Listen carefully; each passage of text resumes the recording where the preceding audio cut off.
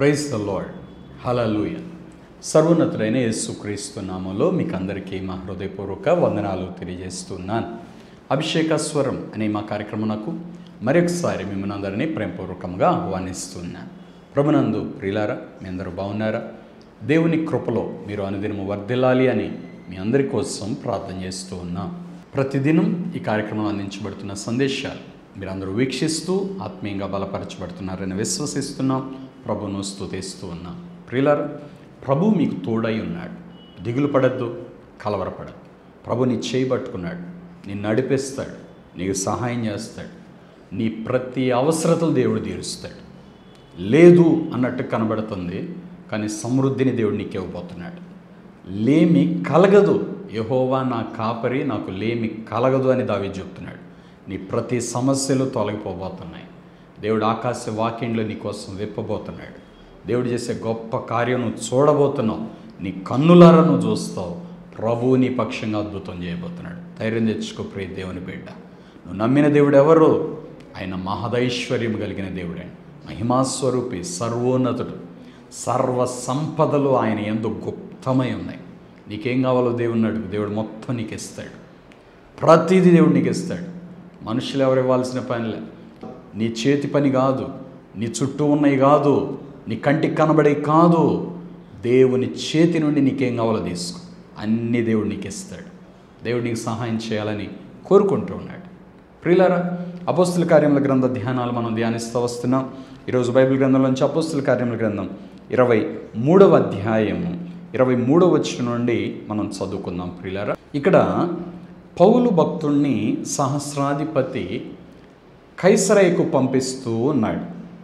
దేవుడు చెప్పాడు, యెరూషలేములో నన్ను గురించి చాలా సాక్ష్యం చెప్పావో, రోమాలో కూడా నువ్వు నన్ను గురించి చాలా సాక్ష్యం చెప్పాలి అని ప్రభువు పౌలు ప్రక్కన నిలవబడి ధైర్యంగా ఉండు అని చెప్పి మరి ఈ మాట చెప్పారు. కాబట్టి ఇప్పుడు పౌలును కైసరయ్యకు పంపించేటప్పుడు ఈ సహస్రాధిపతి ఎలా పంపిస్తున్నాడు చూద్దాం. తరువాత అతడు శతాధిపతుల్లో 2 తన యొద్దకు పిలిచి కైసరయ్య వరకు వెళ్ళుటకు 200 మంది సైనికులను, 70 మంది గుర్రపు రౌతులను, 200 మంది ఈటెల వారిని రాత్రి 9 గంటలకు సిద్ధపరచి పౌలును ఎక్కించి అధిపతి అయిన ఫేలిక్స్ నొద్దకు భద్రంగా తీసుకొని పోవుటకు గుర్రములను సిద్ధపరచుడని చెప్పాను.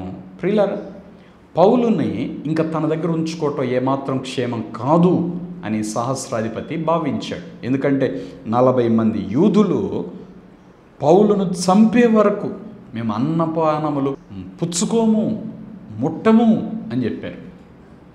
యూదులు మహాముండివారుగా ఉంటారట. ఏదైనా ఒక కార్యం జరగాలి అనుకుంటే దానికి వారు పట్టుబట్టి ఉంటే ఆ సందర్భంలో వాళ్ళంటే అన్నం తినరు, నీళ్లు తాగరట. ఇంకంతే, అది జరిగేంత వరకు ఒట్టు పెట్టుకుంటారంట. అవసరమైతే ఇక ఇది చూసేంత వరకు నేను అన్నపానములు ముట్టం అని. ఇప్పుడు ఈ 40 మంది కంటే ఎక్కువ మంది దేనికోసం ఒట్టు పెట్టుకున్నారంటే పౌలును చంపు వరకు. పౌలును చంపితేనే మేము అన్నం తింటాం, పౌలును చంపితేనే మేము నీళ్లు తాగుతామని వీళ్ళు ఒట్టు పెట్టుకున్నారంట. ప్రియులారా, అది విన్నప్పుడు సహస్రాధిపతి ఇక వారి చేతి నుండి పౌలును తప్పించాలి అని రాత్రికి రాత్రే యెరూషలేము నుండి కైసరయ్యకు పౌలును పంపించేస్తూ ఉన్నాడు. ప్రియులారా, ఇప్పుడు పౌలు కైసరయ్యకు బయలుదేరి వెళ్ళేటప్పుడు మొత్తం 470 మంది సైనికులను ఈ సహస్రాధిపతి కాపలాగా పెట్టి పంపిస్తూ ఉన్నాడు. చూడండి, శతాధిపతుల్లో 2 పిలిచాడు. అంటే శతాధిపతి అంటే 100 మంది మీద అధిపతి. అలాంటి వ్యక్తులు 2 పిలిచాడు. పిలిచి 200 మంది సైనికులు అంటే 200 మంది సైనికులు, 70 మంది గుర్రపు రౌతులు అంటే గుర్రముల మీద వెళ్ళగలిగిన 70 మంది సైనికులు, అలాగే 200 మంది ఈటెలు గలవారు అంటే 200 మంది ఈటెలు కలిగిన సైనికులు, మొత్తం 470 మంది. వారిని రాత్రి 9 గంటలకు సిద్ధపరిచి పౌలును ఎక్కించి అధిపతి అయిన ఫేలిక్స్ నొద్దకు భద్రంగా తీసుకొని పోవుటకు గుర్రములను సిద్ధపరచుడని చెప్పెను. మరియు ఈ ప్రకారముగా ఒక పత్రిక వ్రాసెను. చూడండి, పౌలును కైసరయ్యకు అధిపతి అయిన ఫేలిక్స్ నొద్దకు పంపిస్తూ సహస్రాధిపతి ఆ ఒక లెటర్ రాసి ఈ ఫేలిక్స్కు పంపిస్తూ ఉన్నాడు. అయితే ఇక్కడ సహస్రాధిపతి ఫేలిక్స్కు ఏమని రాస్తున్నాడో చూద్దాం. 26వ వచనం, మహాఘనత వహించిన అధిపతి అయిన ఫేలిక్స్కు క్లౌదియా లూసియా వందనములు. ఈ సహస్రాధిపతి పేరు ఇక్కడ మనకి కనబడుతుంటుంది. ఆయన పేరు ఏంటంటే క్లౌదియా లూసియా. ఆయన ఇప్పుడు అధిపతి అయిన ఫేలిక్స్ నొద్దకు పౌలును పంపిస్తూ ఈ పత్రిక వ్రాస్తున్నాడు. 27వ వచనం, యూదులు ఈ మనుషుని పట్టుకొని చంపబోయినప్పుడు అతడు రోమియుడని నేను విని సైనికులతో వచ్చి అతన్ని తప్పించి తిని, వారు అతని మీద మోపిన నేరమేమో తెలుసుకొనగోరి నేను వారి మహాసభ యొద్దకు అతన్ని తీసుకొని వచ్చి తిని. చూడండి ప్రియులారా, ఇక్కడ ఈ సహస్రాధిపతి, ఈ అధిపతి తనకు నచ్చినట్టుగా తనేదో మంచి పని చేసినట్లుగా వ్రాస్తూ ఉన్నాడు. యూదులు ఈ మనిషిని పట్టుకొని చంపబోయినప్పుడు, అంతవరకు వాస్తవమే. పౌలుని పట్టుకుని వాళ్ళు కొట్టబోతూ ఉంటే సహస్రాధిపతి వచ్చి యెరూషలేములో దేవాలయం పక్కనే ఆ రోమా ఆఫీస్ ఉంది కాబట్టి వెంటనే వచ్చి చూసి ఏంటి గొడవ అని అడిగాడు. దాన్ని చూసి పౌలుని పట్టుకున్నాడు. అయితే అంతవరకు బాగానే ఉంది. అయితే అతడు రోమియుడని నేను విని సైనికులతో వచ్చి అతన్ని తప్పించి తిని. రోమా పౌరుని కాపాడారంటే ఘనత కలుగుతుంది. అంటే అక్కడ జరిగిన ఇన్సిడెంట్ని ఈ శతాధిపతి తనకు పేరు ప్రఖ్యాతులు వచ్చేలాగా అనుకూలంగా మలచుకొని రాస్తున్నాడు. రోమియుడని విని పౌలుని కాపాడలేదు ఈ సహస్రాధిపతి. గొడవ జరుగుతుంటే ఏందో గొడవ జరుగుతుందని వచ్చాడు. అక్కడేదో పెద్ద న్యాయం చేద్దాం అన్నట్టు వచ్చాడు. తర్వాత పౌలు మీద ఏ నేరం కనుగొనలేక తీసుకెళ్ళి కొరడాలతో కొట్టించబోయాడు కూడా. కొట్టి వదిలేద్దాం అనుకున్నాడు. అప్పుడు అన్నాడు పౌలు, రోమియుడిని నువ్వు శిక్ష విధించకుండా శిక్షించగలవా? ఆ మాటకి భయపడి కొరడాలతో కొట్టడం ఆపేపిచ్చి అప్పుడు పౌలుని తీసుకొచ్చాడు. ఇప్పుడు ఇక్కడ అంటాడు, అతడు రోమియుడని నేను విని సైనికులతో వచ్చి అతన్ని తప్పించాను. అంటే ఈయనేదో ఉపకారం చేసినట్లుగా మాట్లాడుతూ ఉన్నాడు. 28వ వచనం, వారు అతని మీద మోపిన నేరమేమో తెలుసుకుని కోరి నేను వారి మహాసభ యొద్దకు అతన్ని తీసుకుని వచ్చి తిని, వారు తమ ధర్మశాస్త్ర వాదములను గుచ్చి అతని మీద నేరము మోపిరే గాని మరణమునకైనను బంధకములకైనను తగిన నేరము అతని యందు ఏమీయూ కనపరచలేదు. ఓ మంచి విషయాన్ని ఇక్కడ ఈయన రాస్తూ ఉన్నాడు. ఏ నేరం కూడా ఇక్కడ కనబడలేదు. మరి వదిలేయచ్చు కదా.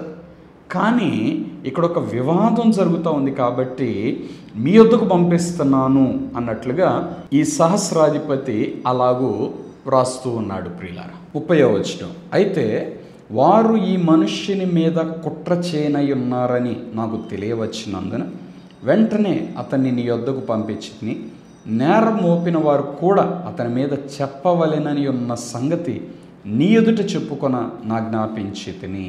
అంటే ఇదంతా ఒక పెద్ద కుట్రలా జరుగుతుందయ్యా, కాబట్టి ఇదంతా మీ ఎదుట చెబితే బాగుంటుందని ఇతనిని నేరం మోపిన వారిని కూడా నీ వద్దకు నేను పంపిస్తూ ఉన్నాను, నీ ఎదుట చెప్పుకోవాలని నేను ఆజ్ఞాపించాను అంటున్నాడు. కాబట్టి అతడు వారికి ఆజ్ఞాపించిన ప్రకారము సైనికులు పౌలును రాత్రివేళ అంతిపత్రికి తీసుకొని పోయిరి. ప్రియులారా, ఇక్కడ అంతిపత్రి అనే ఒక ఊరు పేరు మనకి కనబడుతుంది. వీరు బయలుదేరింది యెరూషలేము నుండి కైసరయకు వెళ్ళాలి. యెరూషలేములో ఆ రాత్రి తెల్లారితే ఏమైందో తెలియదు. యూదులు తెల్లారితే పౌలును చంపాలి అని కాసుకొని కూర్చున్నారు. తెల్లారి లోపే దేవుడు పౌలుని యెరూషలేము నుండి దాటించేశాడు. దేవుని కార్యాలు ఇలాగే ఉంటాయండి. మనుషులందరూ నీకు విరోధంగా గుమికూడినా దేవుడు నీ పక్షంగా ఉంటే ఏ ఒక్క వ్యక్తి నీకు ఏ చిన్న హాని చేయలేడు. ఏ కీడు నీ దగ్గరకు రాదు. ఏ తెగులు నీ గుడారమును సమీపించదు. దేవుడు నీ కాపరి, దేవుడు నిన్ను కాపాడతాడు. కీర్తన గ్రంథం 3వ కీర్తనలో కూడా అంటాడు, 10,000 మంది వచ్చి మోహరించినాను నేను భయపడను అంటాడు. ఎందుకంటే నువ్వు నాకు తోడుగా ఉంటావు కదా. నీవు నాకు తోడుంటే గాఢాంధకారపు లోయ అయినా భయపడను. నువ్వు కాపాడుతావు కదా, నువ్వు విడిచిపెట్టావు కదా. పౌలును దేవుడు కాపాడుతున్నాడు, ప్రక్కన నిలిచి మరీ కాపాడుతున్నాడు. ప్రియ దేవుని బిడ్డ, దేవుని పిల్లలకున్న గొప్ప ఆధిక్యత ఇది. తన బిడ్డలను కాపాడటానికై ఆయన వారి ప్రక్కన నిలబడే దేవుడు. ఈ కార్యక్రమం చూస్తున్న నీతోటి కూడా ప్రభు చెప్తున్నాడు, నీ ప్రక్కన ఆయన నిలబడినాడు. మానవ జీవితంలో చాలాసార్లు ప్రియులారా మన ప్రక్కన నిలబడిన ప్రభువును చూడం, కానీ మనకి ఎవరైనా సహాయం చేస్తారని చుట్టూ తిరుగుతూ ఉంటాం, వెతుకుతూ ఉంటాం. అందుకే కీర్తనలో కూడా ఒక మాట ఉంటుంది, కొండల తట్టు నా కన్నులు ఎత్తుచున్నాను, నాకు సహాయం ఎక్కడి నుండి వచ్చును? సహస్రాధిపతి వల్ల వస్తుందా, శతాధిపతి వల్ల వస్తుందా, సైనికుల వల్ల వస్తుందా? దేవుని వలన వస్తే ఎవ్వరికి కూడా ఏ కీడు చేయలేరు. పౌలుకి ఇక్కడ సహాయం దేవుని వలన వస్తుంది. అక్కడ భక్తుడైన దావీదు అంటాడు, కొండలు కాదు నాకు సహాయం చేసేది, నాకు సహాయం చేసేది ఎవరో తెలుసా?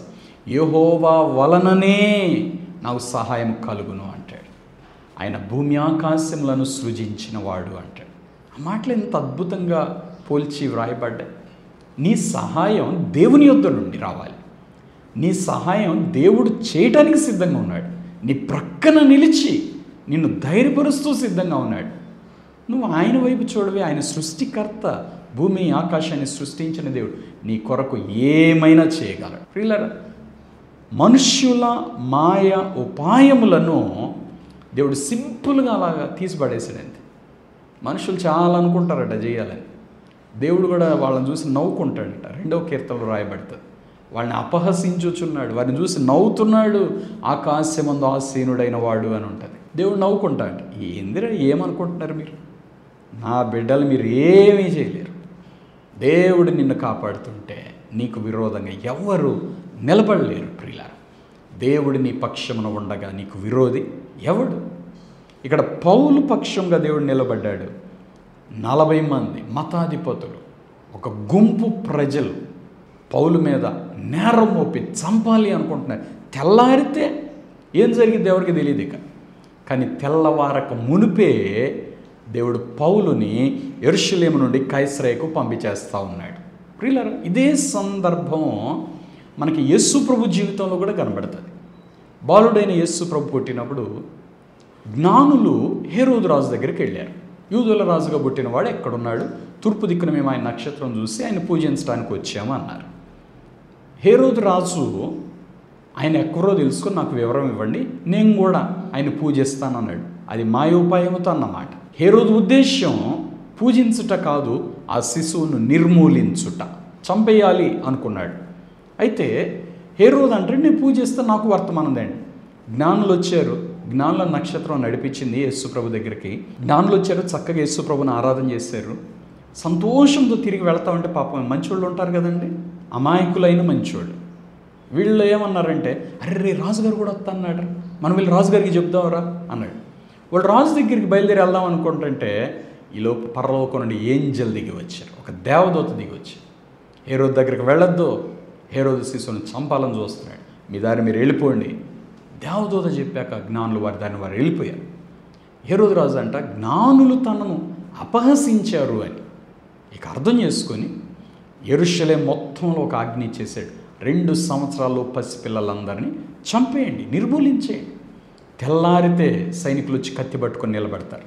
ఆ రాత్రి హేరోదు ఆజ్ఞ చేశాడు. దేవుడు చూస్తూ ఉంటాడు, దేవుడు చూసేటాడు అని నవ్వుకుంటుంటాడు, ఏం చేస్తున్నారా బాబు మీరు అని. దేవుడు వెంటనే యోసేపుతో మాట్లాడాడు, లేచి శిశువును తల్లిని తీసుకుని ఐగుప్తుకు వెళ్ళిపో, పక్క దేశానికి వెళ్ళిపో. రాత్రి యోసేపు లేచి శిశువును తల్లిని తీసుకొని ఐగుప్తుకు వెళ్ళిపోయాడు.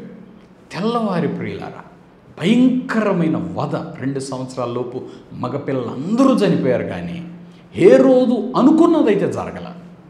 దేవుడు దాన్ని తప్పించేశాడు. రక్షకుడు యేసు ప్రభు, ఆయన అలా కాదు మరణించాల్సింది, కలువరి శిలువలో ఆయన మనుష్యుల కొరకు ప్రాణం పెట్టాలి. లోక పాపములను మోసుకొని పోయిన దేవుని గొర్రెపిల్లగా ఆయన రక్తం కార్చాలి. ఆయన కార్చిన రక్తం మానవులకు పాప క్షమాపణ తీసుకొని రావాలి. ఆ రక్తం మనస్సాక్షిని శుద్ధి చేయాలి. ఆ రక్తం మనల్ని పవిత్రులుగా చేయాలి. ఆ రక్తం మనల్ని పరిశుద్ధులుగా చేయాలి. ఆయన ఆ రీతిగా బలియాగం చేయాలి.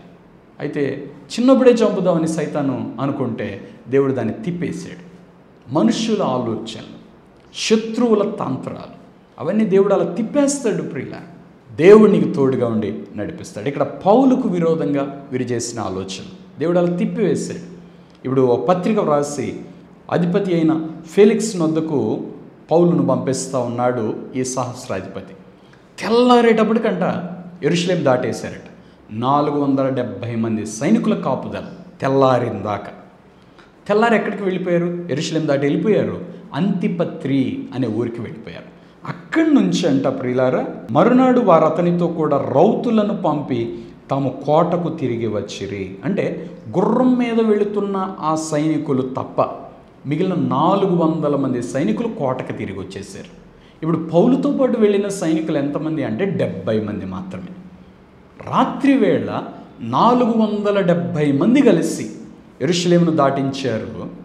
తెల్లారి 70 మంది కలిసి ఈ అంతిపత్రి నుంచి కైసరయకు తీసుకుని వెళ్తూ ఉన్నారు. ఈ మధ్య ఈ దూరం అంతా ఎంత అంటే 30 మైళ్ళు అంట ప్రియులారా. యెరూషలేము నుంచి అంతిపత్రి అనే ఊరు 35 మైళ్ళ దూరం అంట, ఇంచుమించు 70 కిలోమీటర్లు అనమాట.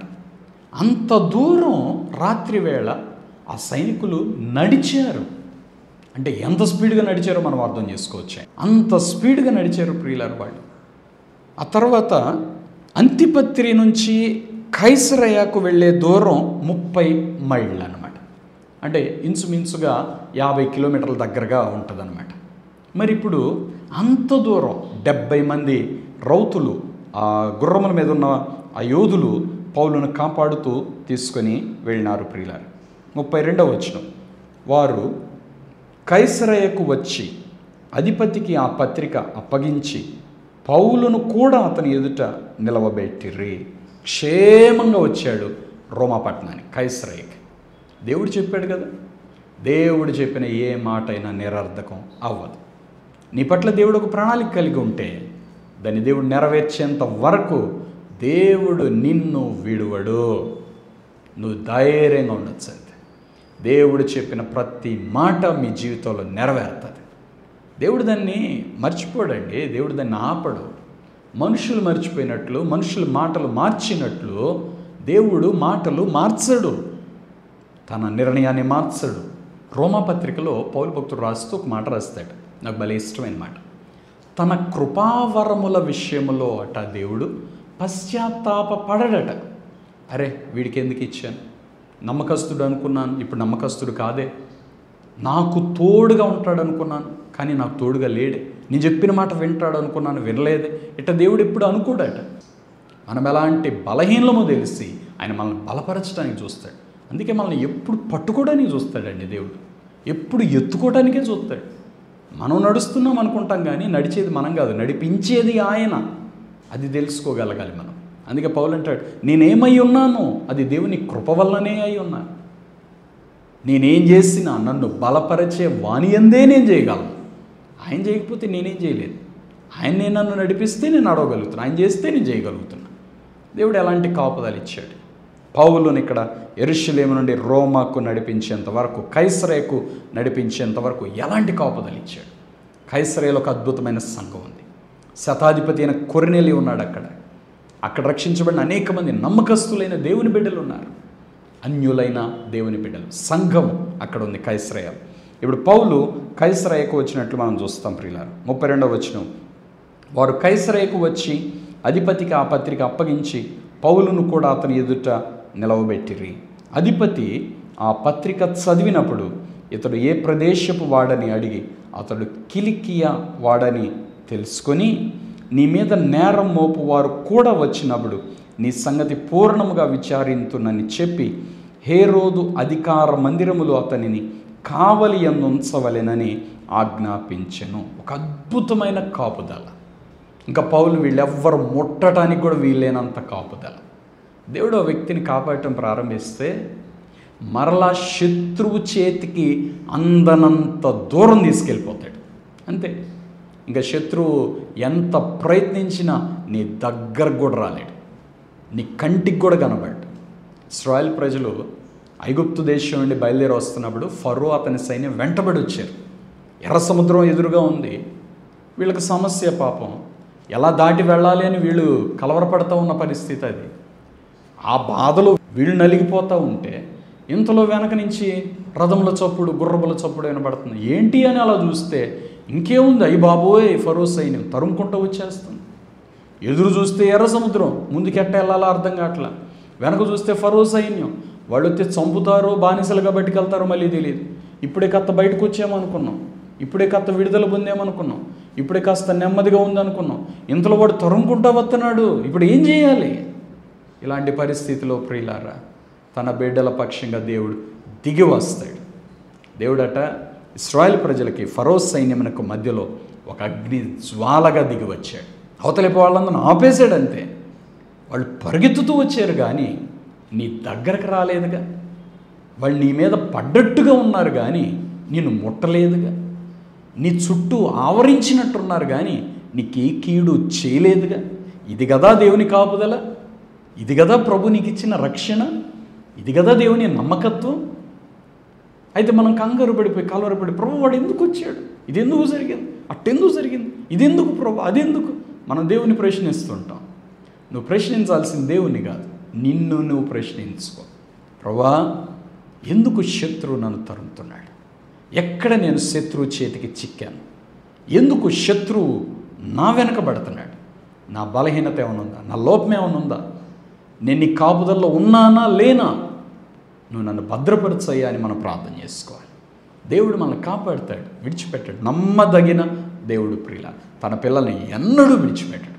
దాని గురించి మనం అస్సలు దిగులు పడవలసిన అవసరమే లేదు ప్రియులారా. ఇక్కడ చూస్తే పౌలును కూడా దేవుడు కాపాడాడు. పౌలు పట్ల దేవునికి ఒక ప్రణాళిక ఉంది. రోమాలో పౌలు సాక్ష్యం చెప్పాలి యేసును గురించి. యెరూషలేములో చెప్పాడు, ఇప్పుడు రోమాలో కూడా చెప్పాలి. నీ పట్ల దేవునికి ఒక ప్రణాళిక ఉంది.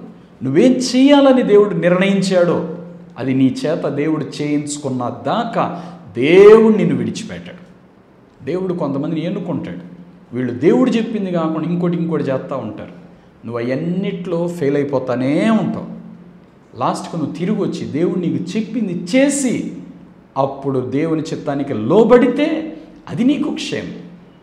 అప్పటి వరకు నీ చేత బలవంతంగా అయినా సరే దేవుడు దాన్ని చేపిస్తాడు. నువ్వు తప్పించుకోలేవు ఇంకంతే. బైబిల్ ఇంకో మాట ఉంది, యజమాని చిత్తము ఎరిగియుండియు అలాగూ చేయని దాసునికి అనేకమైన దెబ్బలు తగులును అంటాడు. నీకు తెలుసు దేవుని చిత్తం ఏదో, నువ్వు చేయకపోతే ఎట్లా? నువ్వు చెయ్యనంత కాలం నువ్వు దెబ్బలు తింటానే ఉంటావు. అందుకే నీకు దెబ్బలు తగులుతున్నాయి. ఇప్పటికైనా బుద్ధి తెచ్చుకొని తిరిగి వచ్చి దేవుని చిత్తమునకు లోబడి దేవుని చిత్తంలో ఉంటే అద్భుతమైన కాపుదల దేవుడు నీకు ఇస్తాడు. పౌలుకి ఎటువంటి కాపుదలని ఇచ్చాడు. ఓ పత్రిక రాసి పంపించాడు ఈ సహస్రాధిపతి. అధిపతి ఆ పత్రిక చదివాడు. ఏ ఊరు అబ్బాయి నీది అన్నాడు. మాది కిలికియా అన్నాడు. వెంటనే రోమా పౌరుడు, నీ మీద నేరం మోపిన వారు కూడా వచ్చినప్పుడు వాళ్ళందరూ వచ్చి వాళ్ళందరూ నీతో మాట్లాడి అప్పుడు నీ సంగతి ఆలోచిస్తాను, అప్పటి వరకు నీ జాగ్రత్తగా కాపాడండి అని హేరోదు అధికార మందిరములో అతన్ని కావలి యందు ఉంచవలనని ఆజ్ఞాపించాను. ఈ ఫేలిక్స్ ఆ సైన్యాధిపతి ఉత్తరాన్ని చదివాక పౌలుని ఏ రకంగా నేరస్తుడిగా చూడలేదండి. అధిపతి చూడలే, కనీసం నీ వివరణ ఏంటి అని కూడా అడగల, ఎక్స్ప్లెనేషన్ కూడా వినలా.